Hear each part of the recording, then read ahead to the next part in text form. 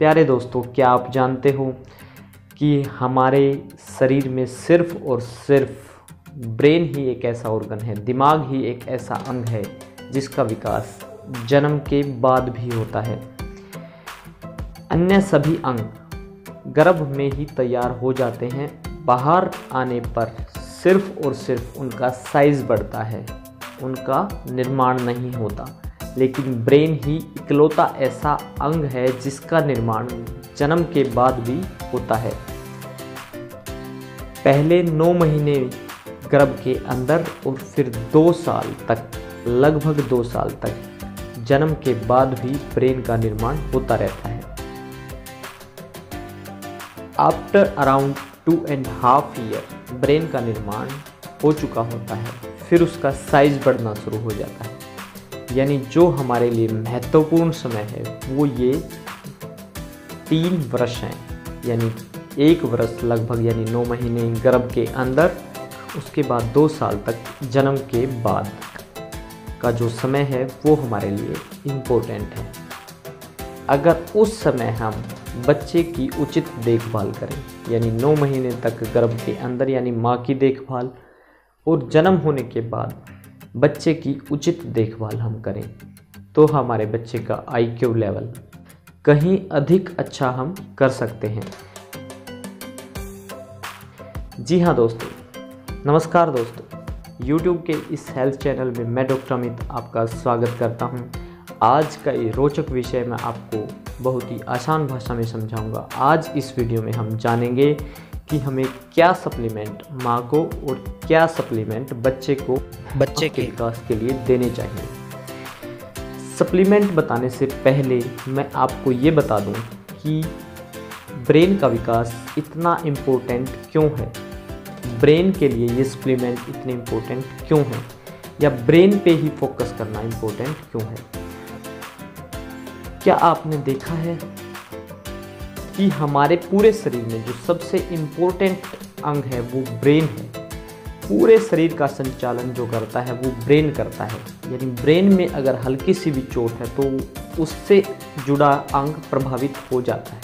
हमारे involuntary muscles और voluntary यानी ऐच्छिक मांसपेशियों को भी ब्रेन ही कंट्रोल करता है। दोस्तों, अक्सर माँ बाप बच्चे के वजन न बढ़ने से चिंतित हो जाते हैं। कई माँ बाप हाइट न बढ़ने से चिंतित हो जाते हैं।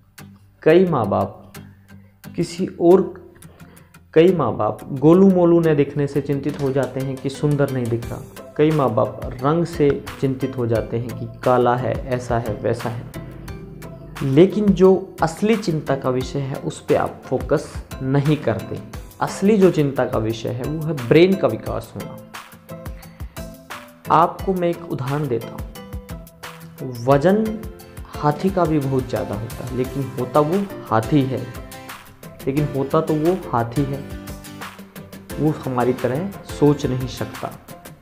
ठीक है, उसकी ताकत हमसे फिजिकली ज़्यादा होती है, लेकिन मेंटली हम उससे ज़्यादा ताकतवर होते हैं। और जीतता कौन है? जो मेंटली ताकतवर होता है, यानी दिमागी रूप से जो ताकतवर है, अंत में विजय उसी की होती है। जिराफ, हाइट उसकी बहुत ज़्यादा होती है, लेकिन होता तो वो जिराफ है। यानी height is also not important. रंग, दोस्तों, मोर बहुत सुंदर पक्षी होता है, लेकिन वह अपने पैरों को देखकर रोने लगता है। यानी उसके पैर कुरूप होते हैं।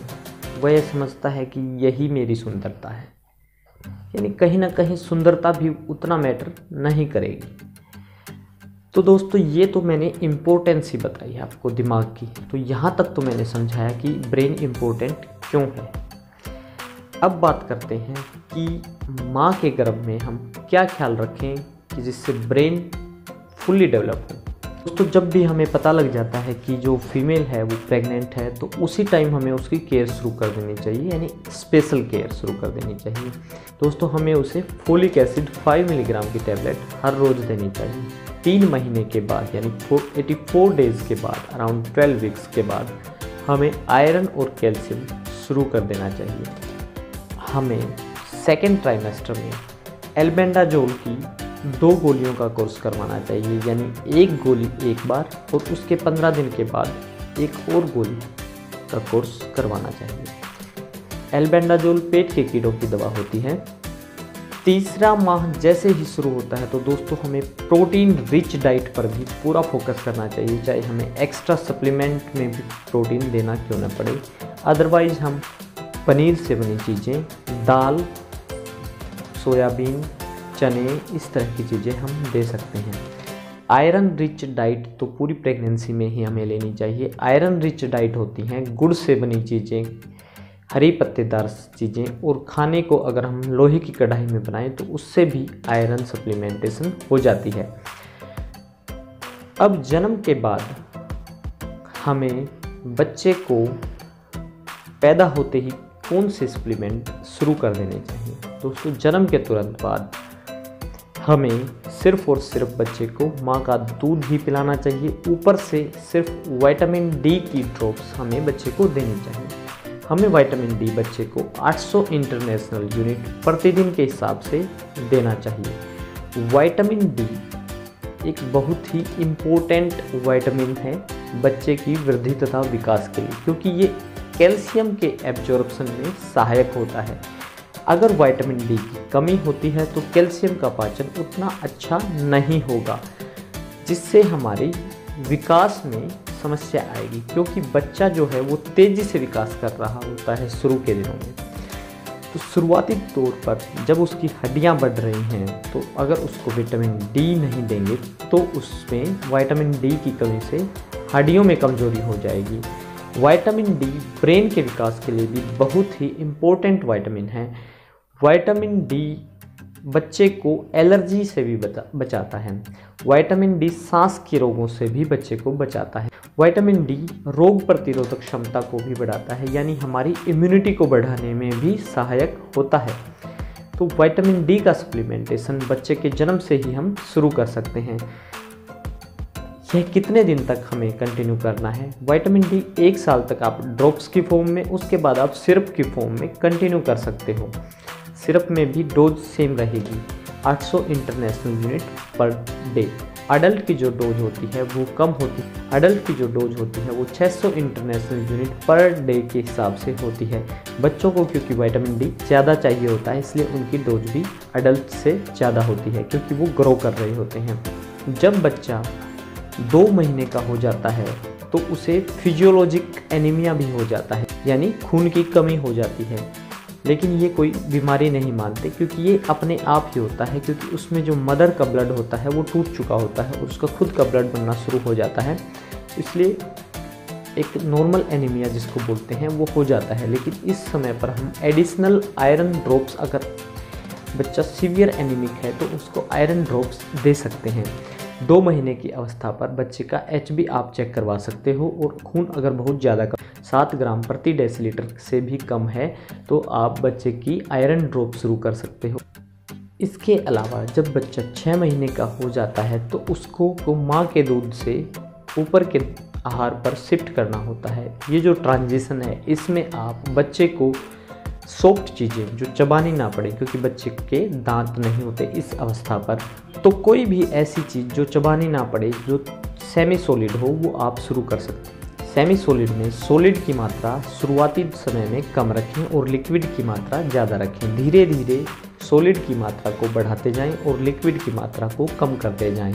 1 वर्ष के बाद जब बच्चे के दांत पूरी तरह से आ जाते हैं तो आप उसको सॉलिड फूड पर भी शिफ्ट कर सकते हो, जैसे आप उसको रोटी इत्यादि खिला सकते हो। बच्चे को संतुलित आहार दें।